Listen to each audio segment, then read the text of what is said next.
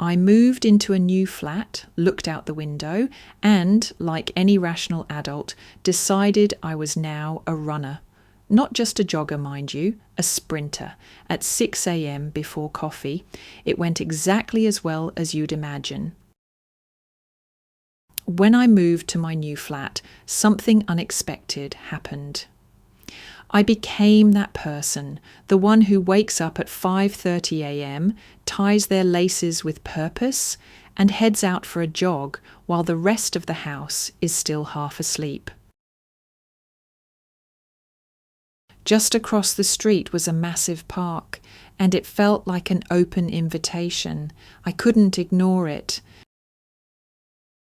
I started running every other day. Nothing fancy, just a regular loop and the wind in my face. But my favourite part? Sprinting. That final stretch where I'd go all in, imagining I was racing for Olympic gold. I felt powerful, free, invincible. Before this, I used to run in the woods with a friend back home. Later, during the pandemic, I ran on a treadmill. But it wasn't the same. There's something about the open sky, the crunch of gravel under your shoes, the rhythm of your breathing matching your stride. It made me feel alive. I got so excited by this newfound routine that I often rushed through my warm-up or skipped it entirely. I'd do a quick 2-minute stretch and hit the ground running, literally. But sprinting isn't something you can just jump into. It's high impact, demands proper mobility, and puts real pressure on your joints, especially the knees. One morning, something felt off. Nothing dramatic, just a strange discomfort in my right knee. The next morning, I woke up and couldn't put any weight on my leg. I went from sprinting like an Olympian to limping around my flat like I'd aged 100 years in my sleep. Eventually I caved. I bought one of those knee braces, the kind that makes you look like you know what you're doing. Spoiler, it didn't help. I got an X-ray.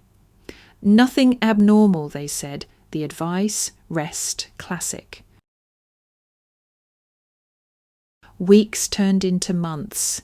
I stopped running. I avoided the park because it reminded me of what I was missing. It wasn't just about fitness. It was the joy, the energy, the rhythm it gave to my life. Deep down, I wasn't ready to let it go. Nearly a year passed. Then one day, out of sheer frustration, I decided to try something new. I began giving myself daily massages with a spiky handheld roller, great for releasing muscle tension, boosting circulation, and easing tight spots, especially in the calves. It became a standing appointment with myself, if you will. I committed to stretching every single day, focusing not just on flexibility, but also on mobility, strength, and a deeper awareness of my body's warning signs. Guess what? 1 week later, the pain was gone. No injections, no surgery, no miracle treatment, just consistency, care, and finally listening to what my body had been trying to tell me all along.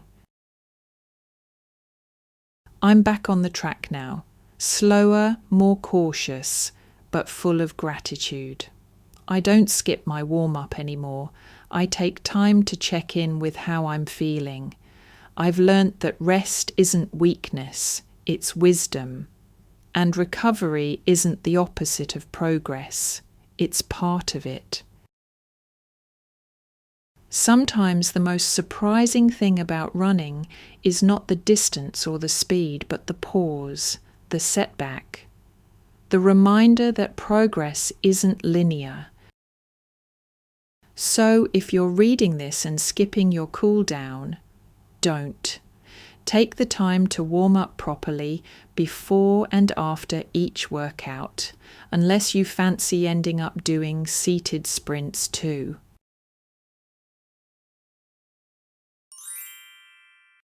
Let's learn the important vocabulary.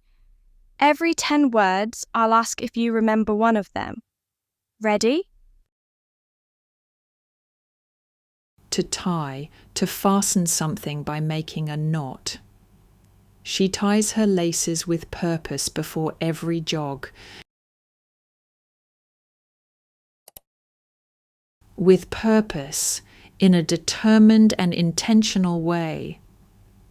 He walked into the room with purpose, ready to speak his mind. To head out for, leaves home to go somewhere. Every morning she heads out for a run before sunrise. Every single day, without missing a day, daily. I stretched and massaged my legs every single day. Every other day, on one day, but not the next, happening on alternate days. I used to run every other day to give my body time to recover. Fancy, special, decorative, or luxurious. I didn't need anything fancy, just a decent pair of trainers. Stretch, an act of extending your muscles to improve flexibility or avoid injury. Never skip a proper stretch before and after running.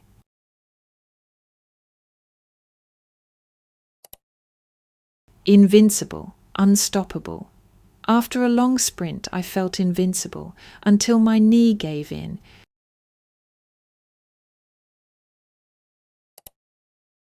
Treadmill, a machine for indoor running. During lockdown, I used a treadmill to stay in shape. Rushed, did something too quickly, hurried. My warm-up was always rushed, which probably caused the injury.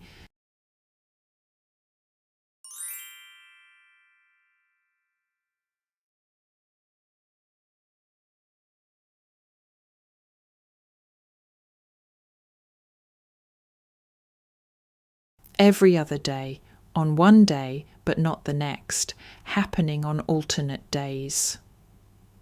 I used to run every other day to give my body time to recover.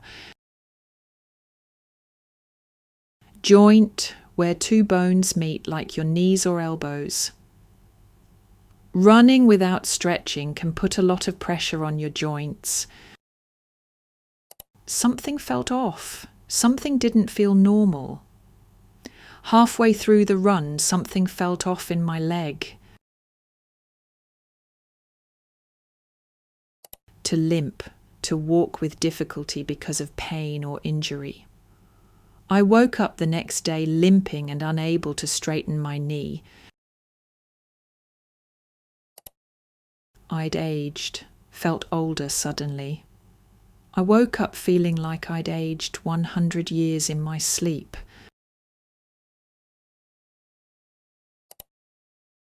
To cave, gave up. Eventually I caved and bought knee braces.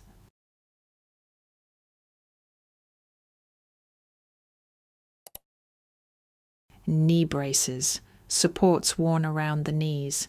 The physio recommended wearing knee braces for extra stability. To avoid, stayed away from something, dodged. I avoided stairs for weeks after the injury. Sheer, utter, absolute. It was out of sheer frustration that I finally tried something new. Spiky handheld roller, a tool with spikes for massage. I began giving myself daily massages with a spiky handheld roller to release, to let go, or free something that is tight or held. It's great for releasing muscle tension after a workout.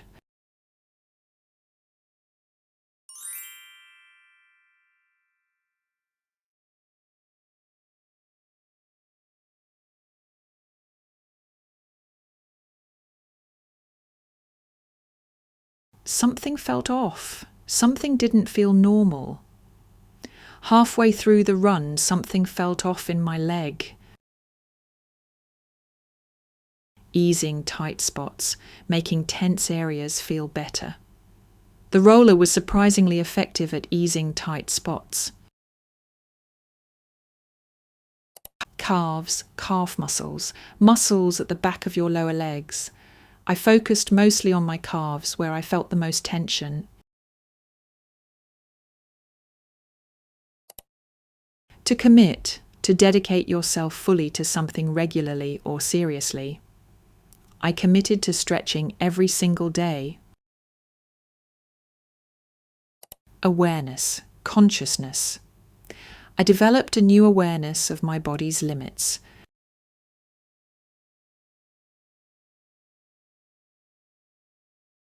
Weakness, fragility. I started recognizing small signs of weakness before they got worse. Wisdom, the ability to make good decisions based on experience. There's a kind of wisdom that only comes from injury and recovery. Cool down, slow movements after exercise to relax.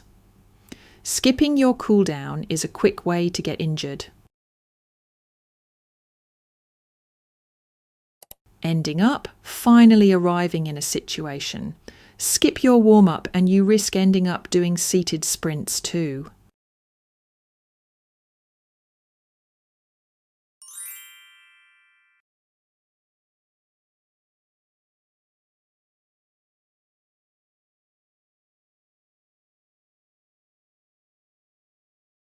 Wisdom, the ability to make good decisions based on experience. There's a kind of wisdom that only comes from injury and recovery. In this final part, try speaking out loud with me at the same time. It's called shadowing, and it's a brilliant way to improve your pronunciation, rhythm, and memory. I moved into a new flat, looked out the window, and, like any rational adult, decided I was now a runner. Not just a jogger, mind you, a sprinter. At 6 a.m. before coffee, it went exactly as well as you'd imagine. When I moved to my new flat, something unexpected happened. I became that person, the one who wakes up at 5:30 a.m., ties their laces with purpose, and heads out for a jog while the rest of the house is still half asleep. Just across the street was a massive park, and it felt like an open invitation. I couldn't ignore it. I started running every other day. Nothing fancy, just a regular loop and the wind in my face. But my favourite part? Sprinting. That final stretch where I'd go all in, imagining I was racing for Olympic gold. I felt powerful, free, invincible. Before this, I used to run in the woods with a friend back home. Later, during the pandemic, I ran on a treadmill. But it wasn't the same. There's something about the open sky, the crunch of gravel under your shoes, the rhythm of your breathing matching your stride. It made me feel alive. I got so excited by this newfound routine that I often rushed through my warm-up or skipped it entirely. I'd do a quick 2-minute stretch and hit the ground running, literally. But sprinting isn't something you can just jump into. It's high impact, demands proper mobility, and puts real pressure on your joints, especially the knees. One morning, something felt off. Nothing dramatic, just a strange discomfort in my right knee. The next morning, I woke up and couldn't put any weight on my leg. I went from sprinting like an Olympian to limping around my flat like I'd aged 100 years in my sleep. Eventually, I caved. I bought one of those knee braces, the kind that makes you look like you know what you're doing. Spoiler, it didn't help. I got an X-ray.